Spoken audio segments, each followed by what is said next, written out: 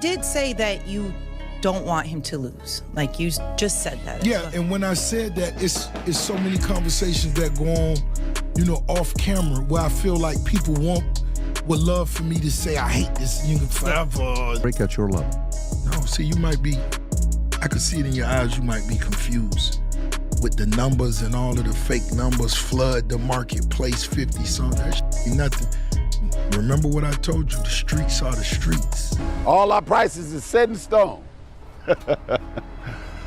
Flick flaws. 2026 has been a turbulent year for Rick Ross, with the rapper finding himself at the center of controversy on multiple occasions. Every few months, it seems like there's another headline involving Ross, whether it's a public dispute with another artist or social media mocking one of his comments. One of the biggest talking points came when he weighed in on Drake's upcoming Iceman album before its release. Ross confidently suggested the project wouldn't have the impact many fans were expecting, implying that nobody in the industry was intimidated by the album's arrival. Iceman. I ain't nothing to think about.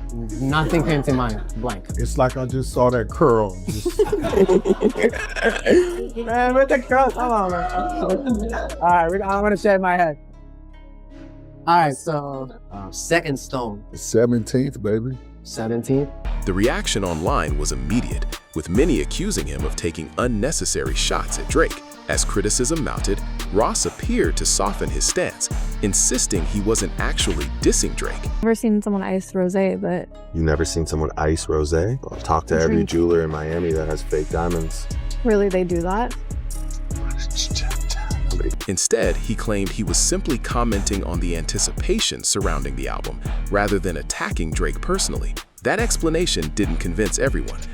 Is trying to jump ahead of a flop. I've never seen this before. There's lack of promotion, no proper single rollout. It's kind of a mess. Usually, you got Drake. There's no Drake on this album. Many fans interpreted his clarification as an obvious attempt to backtrack, wondering whether he was trying to avoid becoming a target on Drake's upcoming release. To the Drake stands, can only imagine what that feels like. Well, I really couldn't, but damn, niggas say 3 albums are trash albums, 2 years too late. Hey man, it was fun while it lasted. You're washed. Where's Iceman? There's Iceman. The throat. Since Drake has a reputation for addressing critics in his music, speculation quickly spread that Ross was trying to distance himself from his earlier remarks before Iceman finally dropped. Despite Ross attempting to downplay the situation, We love to do. I love to do it. I love to make music. You know what I mean? When the shit hot is hot. it's clear his issues with Drake extend far beyond a single interview or album rollout. Their rivalry has been building for years. What is Set in Stone? Set in Stone is, when I first thought about it, I was thinking of Rome hundreds of years ago. That shit is there. When you go to Egypt, when you go to certain places in Africa, it's there. When you come to Miami 200 years from now, Rosé will still be there. You know what I'm saying? It ain't just on pen and paper. I love luxury rap. Let's take it back to what we love it at. That's what I love. I love it to hear it sound real rich. And I feel Set in Stone is something that the streets can. And Ross himself has acknowledged there's no sign of the conflict ending anytime soon. During a recent YouTube appearance, he suggested Drake still had plenty of personal and professional issues to address before any reconciliation could even be considered. And I'm flying economy, I bet I know who I see. You got enough money for this, brother. You are broke now, right? That's what I heard. Ross has also questioned Drake's authenticity, saying only Drake can decide whether he wants to be viewed as genuine, while emphasizing that certain actions from the past can't simply be erased. He's reflected on his own career too, explaining that the music he's made over the years is part of his legacy, something he stands by regardless of public opinion. This week, Friday is the date. Set in Stone, 17th. Get the physical, get the vinyl, but more importantly, get this classic. The tension between the two artists didn't suddenly appear in 2026. It dates back to at least 2024, when Kendrick Lamar and Drake were engaged in one of the biggest rap feuds in recent history. Throughout that conflict, Rick Ross openly sided with Kendrick. Stone, baby. Just, the title just represent, you know, just etching every move I made over the last 20 years. Here we are, 20 summers later. We the big dogs, you know what I'm saying? And we still hustling, we still enjoy the music. Repeatedly mocking Drake through interviews, social media posts, and public appearances. Every opportunity to criticize or troll Drake seemed to strengthen the divide between them, transforming what may have once been minor disagreements into a full-blown rivalry, making it increasingly unlikely the two will put their differences aside anytime soon. You ain't Rick Ross, right? You look like you might want to be Rick Ross.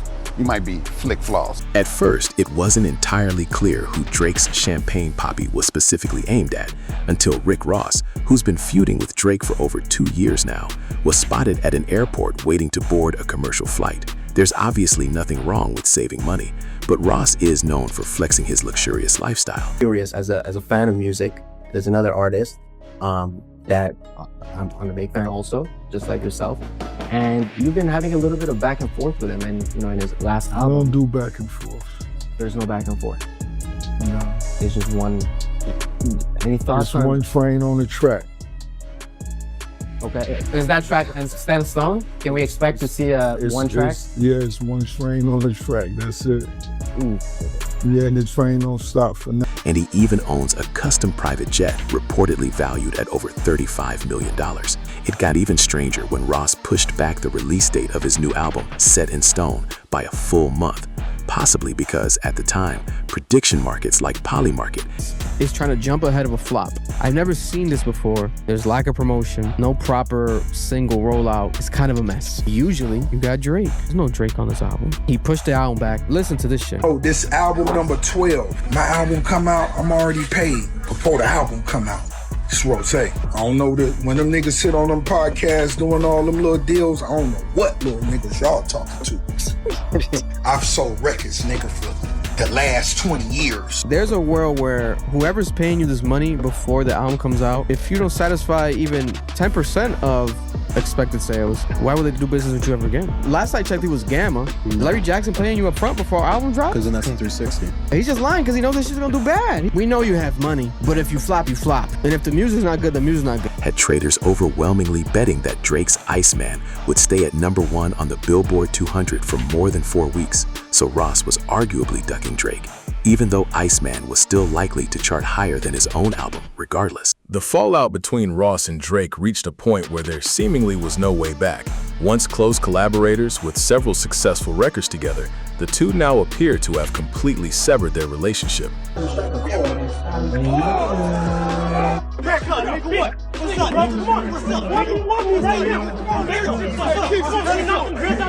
No new collaborations on the horizon, no signs of reconciliation, and every public interaction only adding more fuel to the rivalry. When Drake prepared to release Iceman, Ross didn't miss the chance to criticize the project before anyone had even heard it, suggesting it wouldn't live up to expectations and questioning whether it would have any real impact. Damn, white boy, Kendrick done bust you in the head before y'all even finish the publisher splits. After facing criticism, Ross briefly tried to walk it back, insisting he wasn't actually taking shots at Drake, but that explanation didn't last long. Once the album actually dropped, Ross returned to openly criticizing it, making clear whatever hesitation he'd shown before had disappeared. At your level. No, see, you might be, I could see it in your eyes, you might be confused. If Drake was what he thought, he would have been able to clear all this shit up, address it, and been moved on. I listened to some of it. My engineer it was horrendous. They lost an hour of their life for this shit. Listen to it. Yeah. Are they recovering? Yeah, trauma. Trauma. It's tough.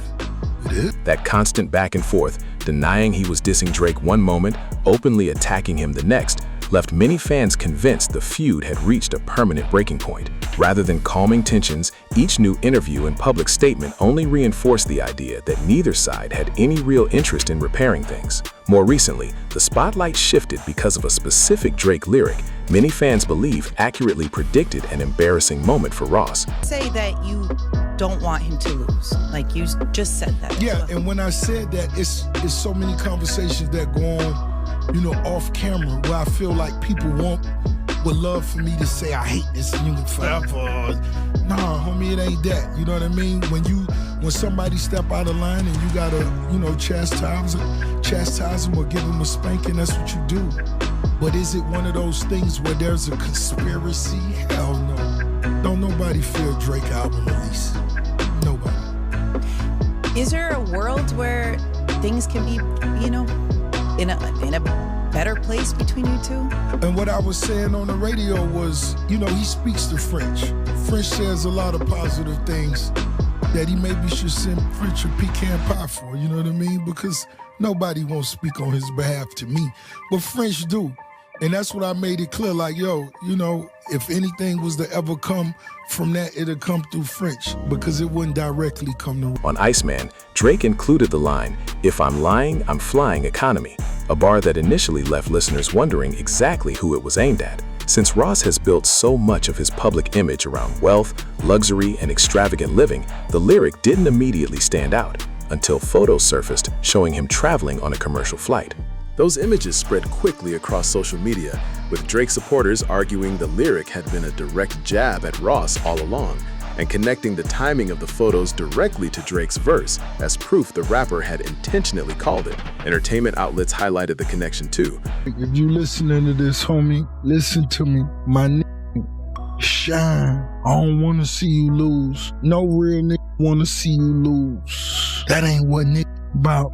This culture, this game, this rap shit, this ain't what it's about. I don't want to see you lose. When I was the #1 nigga in the rap game, I showed nigga. Noting the two rappers had been at odds ever since Ross publicly aligned against Drake during the major rap conflicts of 2024. While flying commercial is perfectly normal for most people, the internet treated the situation differently, specifically because of Ross's reputation for constantly showcasing private jets, expensive cars, and lavish spending.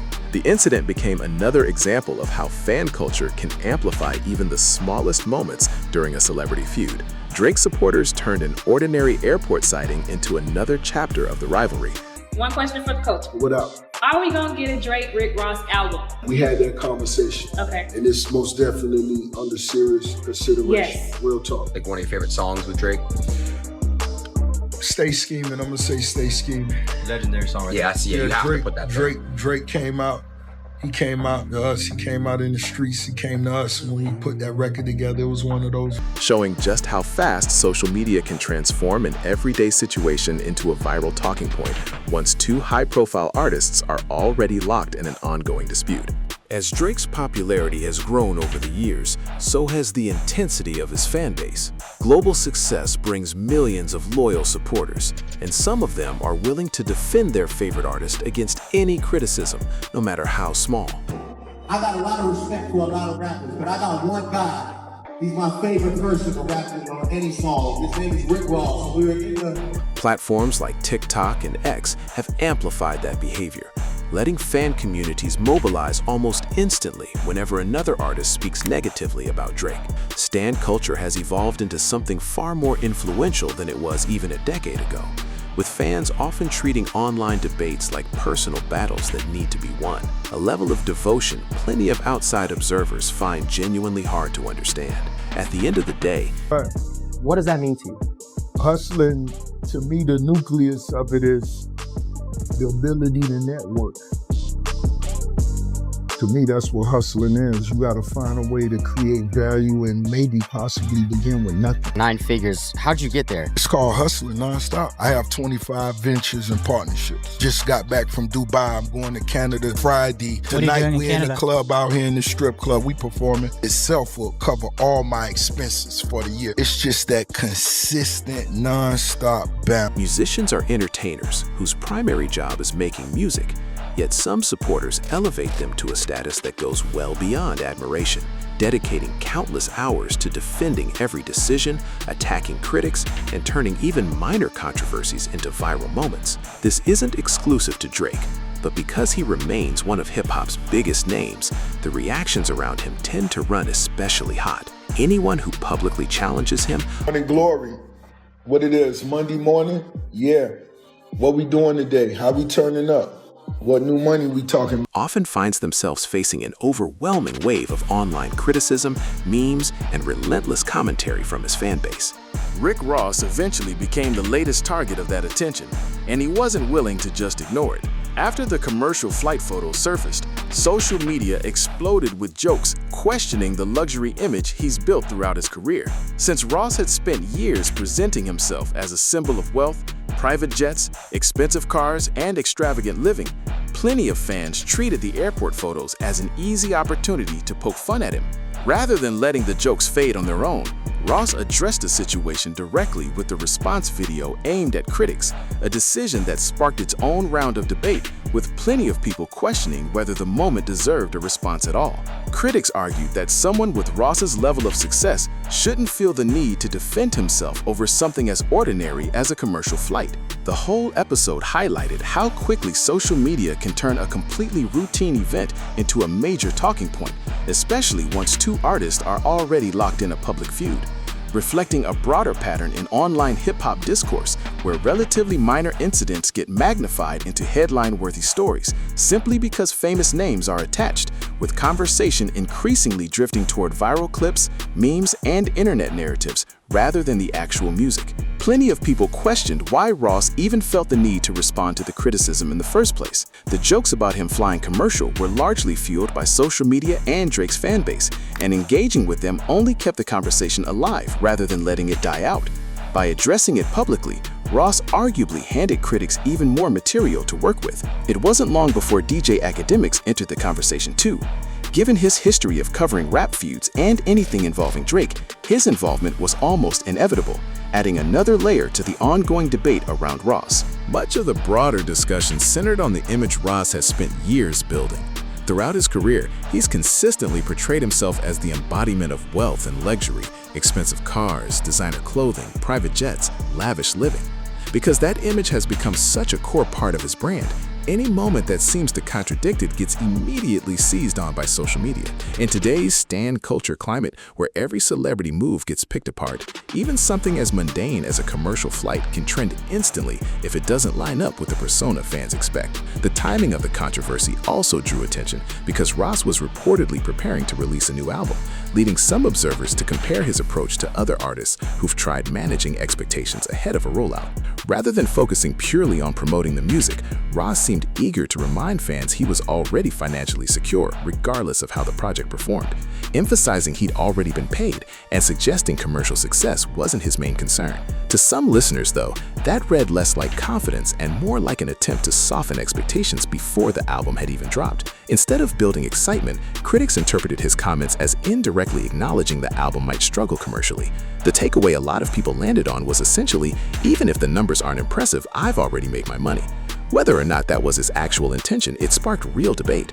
Some read it as the mindset of an artist who values financial independence over chart positions. Others saw it as a defensive strategy meant to blunt criticism in advance if the album underperformed. Either way, the conversation shifted away from the music itself and toward Ross's messaging, reinforcing how much modern album rollouts get shaped by internet narrative and social media discussion as much as by the music itself.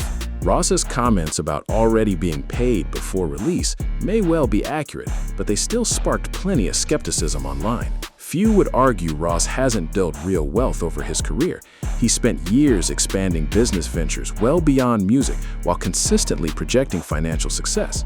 Still, plenty of fans questioned why he felt the need to emphasize his earnings before the album had even hit streaming platforms, with some believing he was quietly preparing excuses in case it underperformed. Social media users pointed out that advance payment is nothing unusual in the industry, with plenty of artists collecting advances from labels or distributors well before release day, suggesting Ross may simply have been trying to control the narrative before first-week numbers became the focus. And that repeatedly reminding everyone he'd already been paid read less like confidence and more like an attempt to shift attention away from the metrics that would ultimately define how the rollout looked. This upcoming album represents an important moment in Ross's career, especially following several years of public controversy and constant online scrutiny. His role in the Drake-Kendrick feud divided audiences, and the recent commercial flight debate added yet another unexpected headline to the pile. With a new project on the horizon, attention naturally turned toward first-week sales and chart performance. Ross has insisted he isn't concerned with those metrics, maintaining his financial situation stays strong regardless of outcome, though real questions remain about whether the project carries enough momentum for a genuinely strong debut. The current music industry presents challenges even established artists struggle with streaming dominating the market, attention spans shrinking, and countless releases competing for listeners weekly, big first-week numbers have become much harder to secure. Even veteran artists with loyal fan bases aren't guaranteed blockbuster sales purely off name recognition anymore. Streaming has fundamentally changed how commercial success gets measured, reducing traditional album sales in favor of ongoing listener engagement, which is part of why labels lean so heavily on merchandise bundles and special edition packages in past years to prop up sales figures in an era where buying a full album has become less common. Whatever happens with Ross's new project, its performance will likely reflect the realities of today's streaming-driven industry just as much as the strength of his fan base. The music industry has changed dramatically over the past decade, and album sales simply don't work the way they used to. For years, artists leaned heavily on merch bundles to inflate first-week numbers.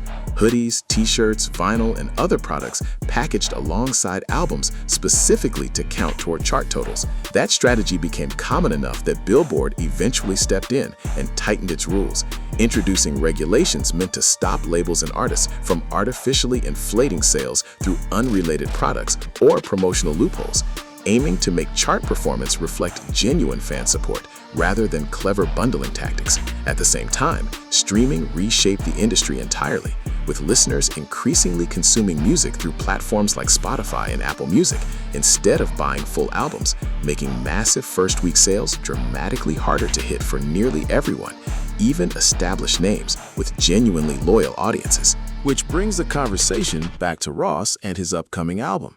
Based on current discussion, there doesn't seem to be a ton of organic excitement surrounding the project itself, outside of the ongoing Drake headlines, internet jokes, and social media debates.